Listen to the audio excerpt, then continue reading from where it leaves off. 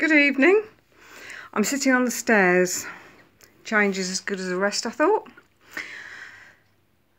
This is going to be a long one. Not long enough to need to go and get a coffee and biscuits or a bag of popcorn or something, but a bit longer than my normal talk. Whatever you want to call it. Sorry, I keep moving. I'll try and keep still. So, this is about... Sorry, I just got distracted because I've just noticed that it gives you the time of how long you've been recording. And next to it, it says 16:29. I don't know what that 16:29 is. I'm going to have to investigate this. Anyway, this is making it even longer because I wasn't going to talk about that. Paul and I, as I'm sure many of you know, are a little bit spiritual.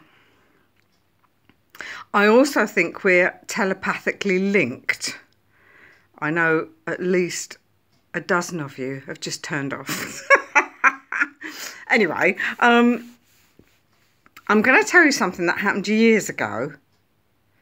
I'm not sure if it's connected, but it made me think of it, and so I thought I'd tell you that as well while I'm at it. So, we had a market stall many years ago.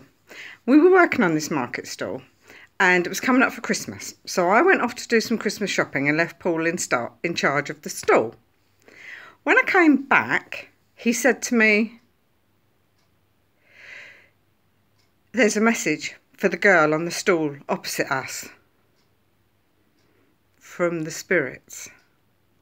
So, right, okay. So he said, "But you've got to get the name." "What name?" "You've got to get the name, and then you've got to give her the name and tell her that there's a message." So I said, "Well, if you've been told this, why can't you just give her the name?" And he said, "Because I don't know what the name is. You've got to get it." So I opened up, as they call it, just to see if I could hear anything. And I was given a name. It was a very unusual name. It was something like Celeste or something. I can't remember. It was unusual.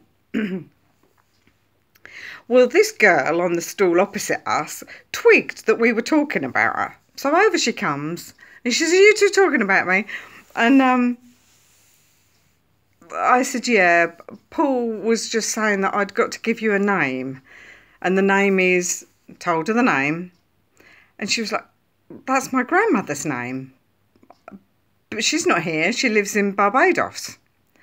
So I said, "Well, there's not really a message. It's just her name. I think you've got to get in touch." So she said, "Oh, all right," looked at us like we were both mental and went back to her stall. The next time we were there, a few days later, Paul asked her whether she had contacted her nana, and she said she hadn't. She'd thought about it, but she hadn't had time. But something weird had happened.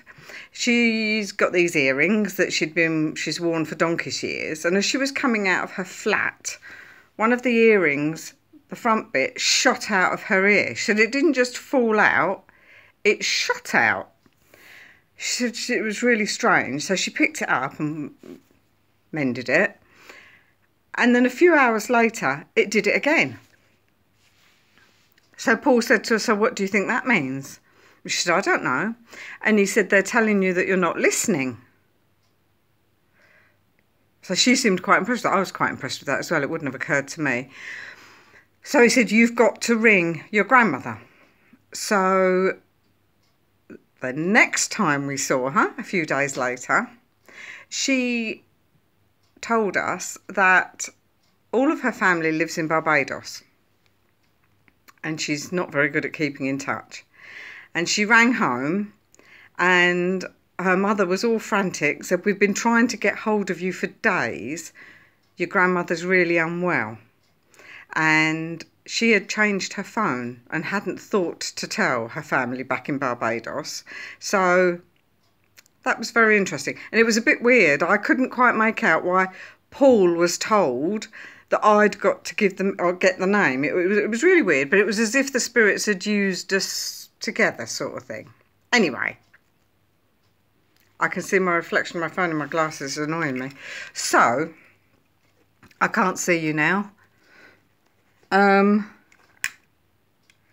It's not really relevant, but I just think that's quite interesting.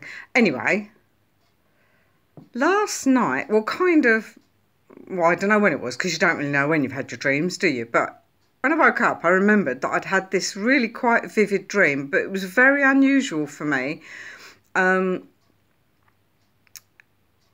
because it wasn't very nice. I was involved in some sort of gangster type thing that was going on. A few people had been murdered, and they'd been murdered with this huge knife. But along with these people getting murdered, there was a zebra there, and the poor old zebra had been killed. So it was all a bit bloody and horrible, and because I never watched films like that or anything, so I didn't quite know what had brought the dream about. Anyway, Paul comes home from work, gets into bed just as I'm about to get up, and I said to him, I had a right weird dream last night. Told him about the dream, and he said, well, no, what is weird is that whilst he was at work, when he was having his dinner break, while he was eating his dinner, he was watching a video on YouTube. And the video was of a game. He likes to play computer games, and he sometimes watches videos on YouTube of games that people are playing. In this game, there was some sort of gangster.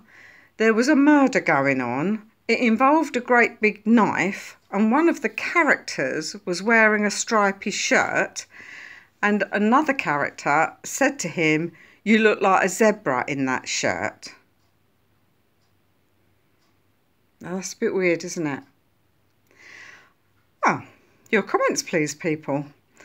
Enjoy the rest of your day, night, morning, whenever it is that you're watching this video. See you later, folks.